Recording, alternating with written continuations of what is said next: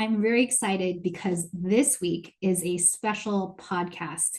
It's actually a bit different. I am joined by both male and female leaders from the Culture of Health Leadership Institute for Racial Healing. It's a program I'm grateful to be a part of. These leaders are incredible, incredible people. I'm going to have them introduce themselves to you. And as you know, I'm Annalisa Quiroz Wolf. I'm an executive coach, facilitator, based in New York City. I'm going to go to Derek, please, if you can introduce yourself. Hi, everyone. My name is Derek Burtch. I am a high school English teacher right outside Columbus, Ohio, and I am the executive director of a nonprofit called Erase the Space. We facilitate learning exchanges between classrooms across segregated districts here in Central Ohio. Beautiful. Zainab, if you can go next, please. Hello, everyone. My name is Zainab Abbas. I am the founder and CEO of SciTech to You, which is a nonprofit organization that seeks to mitigate the preschool to prison pipeline right outside of Washington, D.C. Thank you. Wonderful. Christian, please. Absolutely. Greetings, everyone. Christian Green. I'm a community college professor at West LA Community College. I teach African American studies as well as a policy and advocacy director for Sanctuary of Hope, where we focus on transitional age youth and eradicating youth and young adult homelessness, housing insecurity, and really building up new leaders for America and for LA County. Last and certainly not least, Ian, please. Hello, my name's Ian Esquibel. I'm connecting from New Mexico. I'm a father and a husband, and like Annalisa, I'm a coach, facilitator, and consultant. So, friends, you can see that we're from all different parts of the country. We also represent very different backgrounds. And this is why COLI is such a special place, because you can have people from many different backgrounds coming together for an important mission. And so for this podcast, we actually want to share with you a mission that we're all working on together. And it's Equity Week. And I'm grateful, we're all grateful Christian is leading us in the charge. So I'm going to turn it over to Christian. If you can tell us, what is Equity Week? Why are we having it? When is it? Give us a lowdown. Thank you so much. Shout out to our team, cohort number 3. We are doing some great things in the country. And so when we think about equity, we always think about equality, but we want to focus on the word equity and what that looks like for equitable resources, equitable outcomes, sustainability, X, Y, and Z. But for us, for this week, it is a collaborative effort from the West to the South to the Midwest to the East Coast, about us coming together and teaching other folks, young folks. I like to say wise folks, so I say older folks, but the wise folks, veterans, LGBTQ, all of us coming together in DC, where legislation takes place, where policy takes place. And guess what we get to do? We get to come meet together. It's a 4-day process. We come in on June 11th. It's June 11th through June 14th. We'll be meeting in DC. We'll do June 11th is like a pre-greet greet and meet. On the 12th, we'll be doing lobby day. We'll be doing out on the Hill. So we'll be going and visiting different congressional representatives. We're teaching advocates, teaching advocacy, teaching how to organize, teaching how to be a community organizer. So we have some novice advocates coming. We have some expert advocates coming, and it's going to be a great time. We have about 30 UCLA students, some students from Howard University. Some of our cohort is going to be coming from all over the country to be with us on that day. That's my favorite part, is because we get to go into the halls of Congress. We get to go talk to people. We go to meet with our representatives, both Republican and Democrats, and talk about reparative justice, talking about equity. And, we all have our own different work and lenses that we're coming from, whether it's health, education, reparative, restorative, and we get to bring up our own organizations while we're talking to these different representatives. And on the 13th, we'll be having the equity ball. So those that do not know what a ball is, we're used to the galas and all this other stuff. Your homework today is to go watch Pose or go watch Legendary. And that will give you a glimpse of what that exists of or consists of. And then on the last day, we'll be having a reflective pool, a reflective memorial walk, a ceremonial walk about restoration, about racial healing, about transformation and what that looks like. And it's going to be a great week. And we welcome everyone. All is welcome, all ages. And this is our second time doing it. And so we envision this to be a lifelong process, because when we think about America, we should be thinking about the African proverb. It says, I am because we are. I am, because all of us on this call has made me who I am today. And I thank you all for this time, and, thank you for believing in equity. So yeah. Thanks, Christian. I'm so inspired. I figure with this amazing group here, we could all share personally why this is important to us. I'll kick it off. Christian, as you're speaking, and I could envision people from different backgrounds, different ages coming together and saying, how can we value each other? How can we value our unique experiences and actually want to support not just me, my family, but all of us. I'll talk about personally speaking as someone who is a daughter of Filipina immigrants. I've prioritized the individual, right? I go it alone. Like I go hard and fast and let me just survive. And the older and I think wiser I get, the more I realize that actually is a way to sink. I need others. I need others to help carry the burden. And with that, it makes it lighter. It's also way more fun. And I'm actually thinking, Christian, with your share, maybe I can have my daughter come. Like maybe this could be a way of sharing that this is not just talk. It's actually like walk the walk, show her that mama means what she says and see it in action. So I'm inspired. Derek, Ian, Zainab, would love to hear your stories. Yeah, so I can share a little bit of my story. I used to teach at a for-profit college many, many years ago, and I had a student that wasn't doing so well. One day I pulled him aside, spoke to him, and told him how charismatic he is, how great his work is when he does do the work. The student had a turnaround. So, he went from making D's, C's, D's, and F's to just making A's and B's.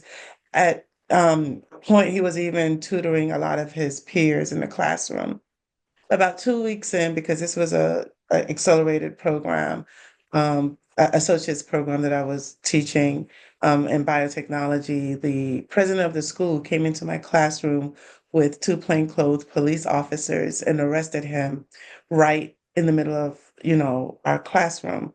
And if you could imagine, it was devastating, it was shocking, it was heartbreaking for not just myself, but for all of his peers in the classroom.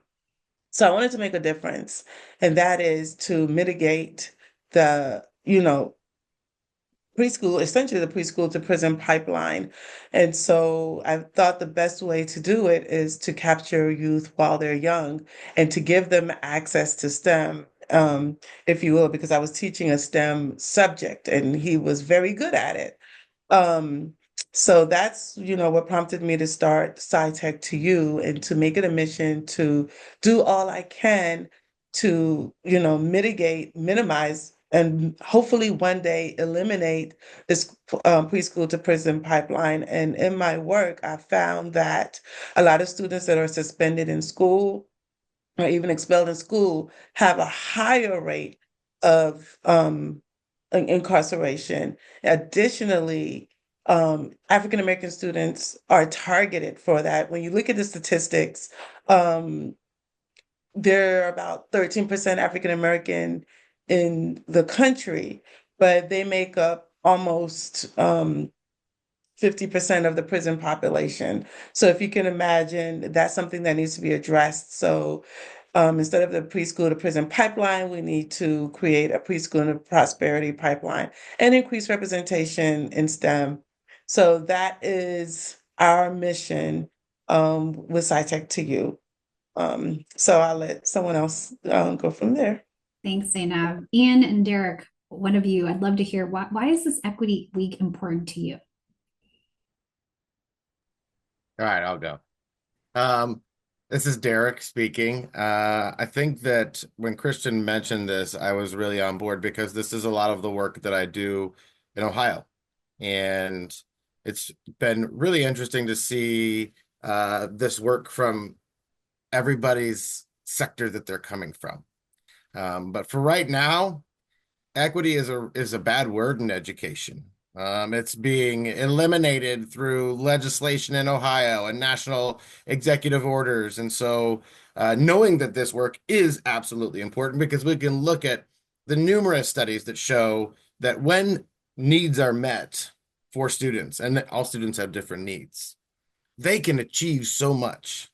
But what we're trying to do as a country, or not we're, what this administration is and this supermajority in Ohio is trying to do is eliminate this needs-based system, this fair school funding system in Ohio, any kind of DEI program coming, the executive orders coming for that from the federal government. And so it's really important to me because I started Erase the Space because I looked around me.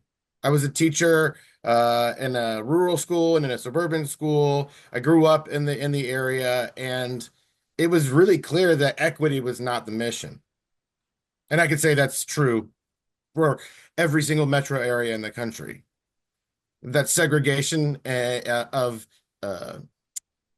its resources, of the time that is spent, the investment that's done by cities is segregated.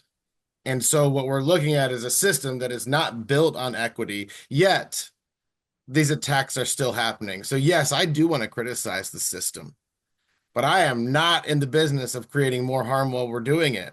So to partner with you all on this and to bring Erase the Space there and to bring my knowledge of the education system and to bring representation from Ohio where everything that we believe in is under attack from a supermajority gives me a lot of hope to continue the work that I'm doing.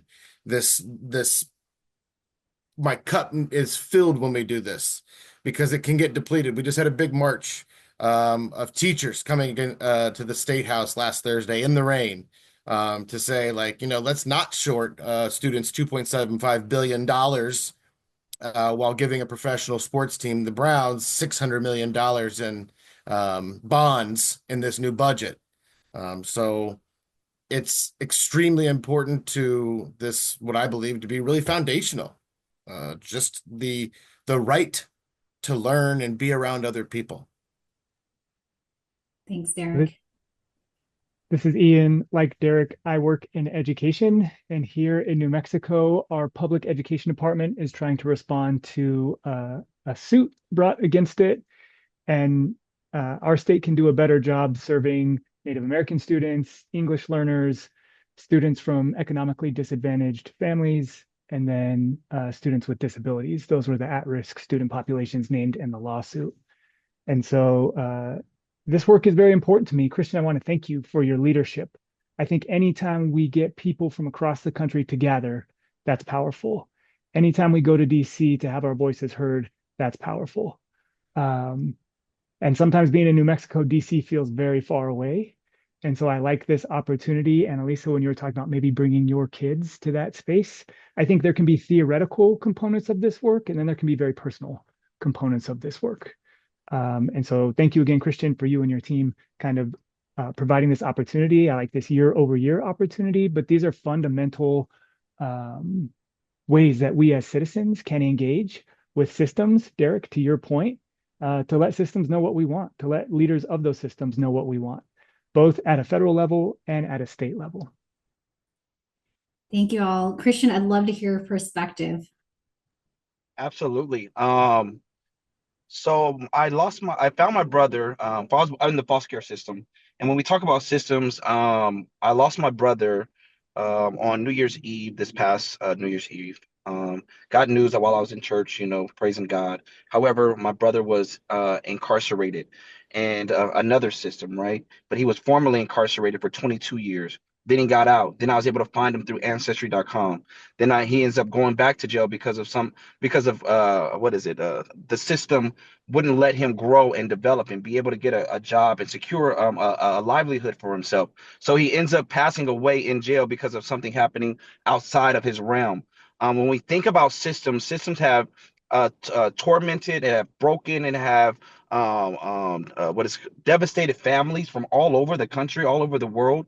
So for us, when we look at equity, this is why I fight so hard for what I do. It just comes natural for me, right? It's just like, okay, I got to do it. It's a part of a healing part of us. I feel like every person that is a part of this cohort has healing capabilities, and we are heroes in our own rights.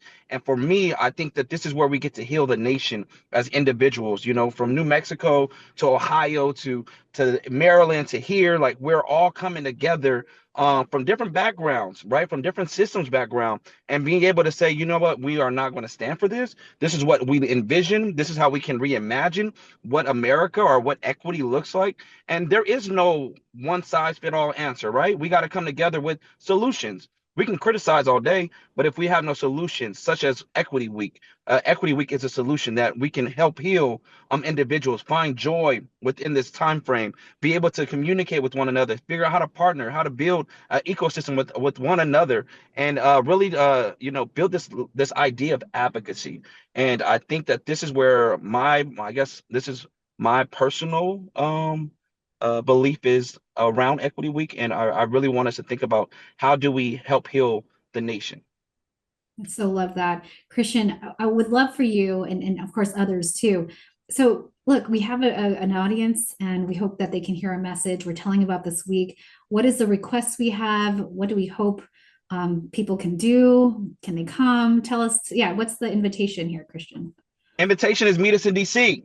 But if you cannot meet us in DC, as always, you can share this podcast. You can tag National Black Justice Coalition. You can tag this podcast. You can tag United by Equity. But also just share the news, share the flyer, share the information. For you, everyone knows somebody that's on the East Coast. Let them know, come on over, catch a bus, catch a plane, walk if you got to, but really try to meet us there and share the good news, as they would say at church.